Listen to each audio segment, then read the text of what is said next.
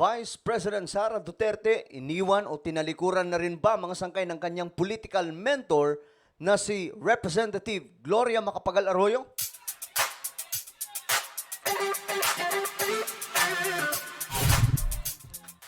Magandang oras po sa lahat ng ating mga kababayan, sa lahat po ng mga solid sangkay na nanonood ngayon. Eto guys, pag-usapan po natin itong patungkol po kay VP Sara at maging kay Gloria Arroyo. Kasi itong si Gloria, malaki po ang ginagampanan niyang papel kay VP Sara dahil ito po ang tumatayong mentor mga sangkay pagdating po sa politika. Isa po sa mga matitinding mentor yan, si Gloria, si former President Arroyo.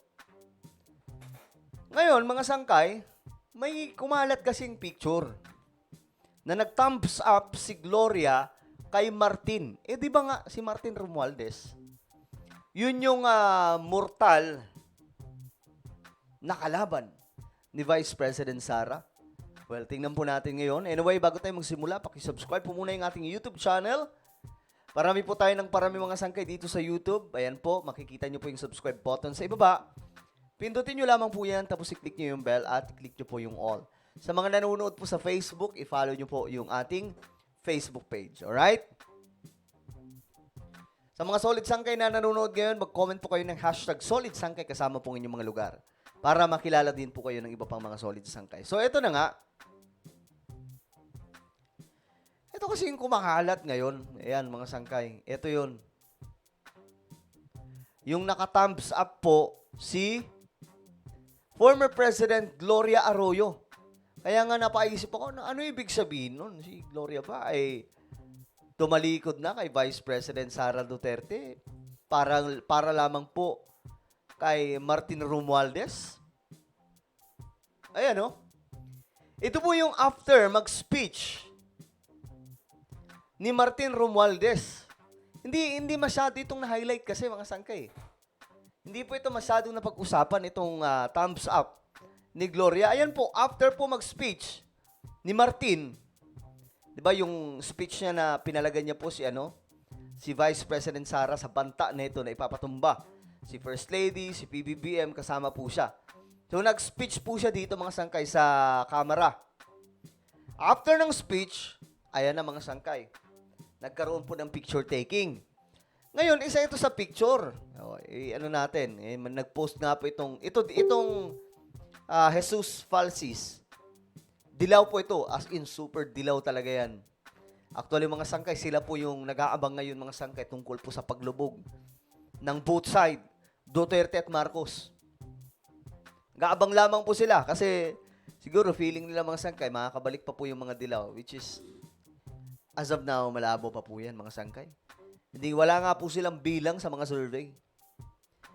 Sabi po niya dito, Gloria Arroyo gave a thumbs up to Martin Romualdez speech against Sara Duterte. Ito mga sangkay, totoo naman. Itong post ni Jesus Falsis, totoo po yan. Kasi ito, November 25 po yan nangyari. Yan yung time na may matitinding binatawang salita itong si Romualdez against Sara. After speech, eto na po ang makikita. Ngayon, kinumpirma po muna natin yan. Baka naman hindi totoo. Ngayon, mga sangkay, eto ang nakita natin. Hinanap ko mismo to eh. Hinanap ko mismo yung picture. Kung totoo yun, mamaya edited. Alam nyo naman ngayon mga sangkay, ang hirap na po magtiwala dahil sa AI. Ito po yung speech na to mga sangkay ni Romualdez. Kaya nga sabi po dito, Speaker Ferdinand Martin Romualdez today said the accusations hurled against him by Vice President Sara Duterte are not only reckless and dangerous, but also an attack to the very foundation of our government. So, dito mga sangkay, buwanat po si Romualdez. So, tingnan po natin yung mga pictures. So, ito po ay kada banat ni Romualdez, nagtatayuan at nagpapalakpakan yung mga congressman. Ibig sabihin, full force talaga yung kanilang suporta sa kanilang speaker. O, ayan.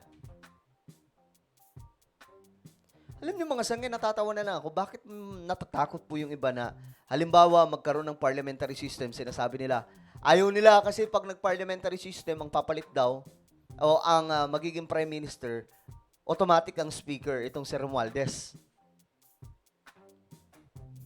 Hindi kasi nila talaga naiintindihan yung parliamentary system eh. Takot na takot sila kay Romualdez. Alam nyo, kahit naman maging prime minister itong si Romualdez, just in case siya talaga ang mauupo. Kasi siya yung speaker ng house.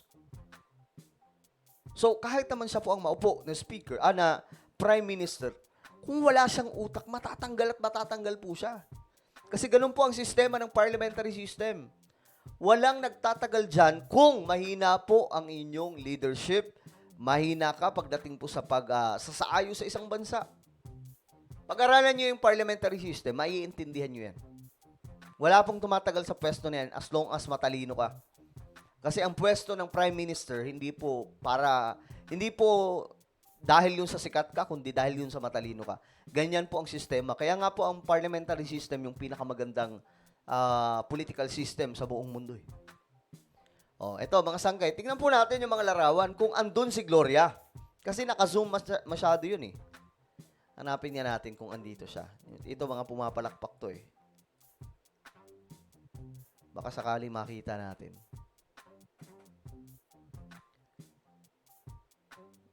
Sayang, ito lang yung nakunan. Okay, sige. Move forward.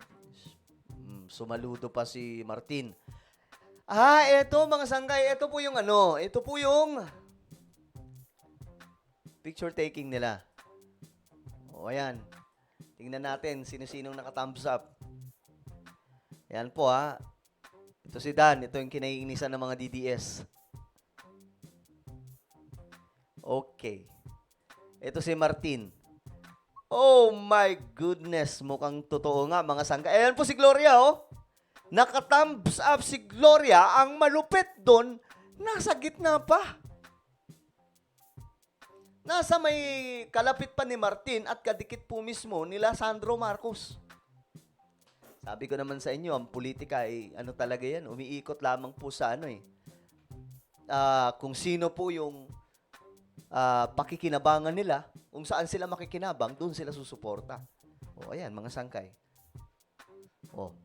Naka-thumbs up, tingnan nyo mga sangkay. So, totoo nga yung post. Ayan, Naka-thumbs up sila lahat eh. So, anong ibig sabihin nito? Iniwan na ba ni si VP Sara?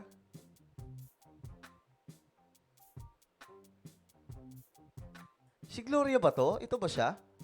Nakatayo Parang ito ata siya. Nakatayo Nag-standing ovation sila. Para kay Romualdez. Ay, nako po. Laglagan is real talaga, Walang dito, walang mentor-mentor. Ayan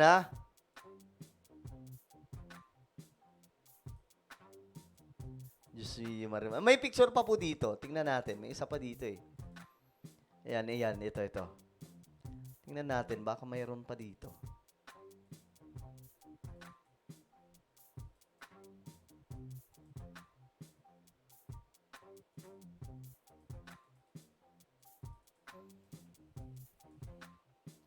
Mamaya, mali lang tayo nang nakita. So, hanapin ulit natin dito. Ayan. Ito po. Standing ovation. Hanapin natin si Gloria. Oo nga, guys. Hindi nga tayo nagkamali, mga sangga. Ayan po, So, totoo po yung post. So, totoo po ito, mga sangkay. Ayan po, naka-thumbs up. Sabi tuloy ng post, the boat is sinking. Abandon Duterte's ship.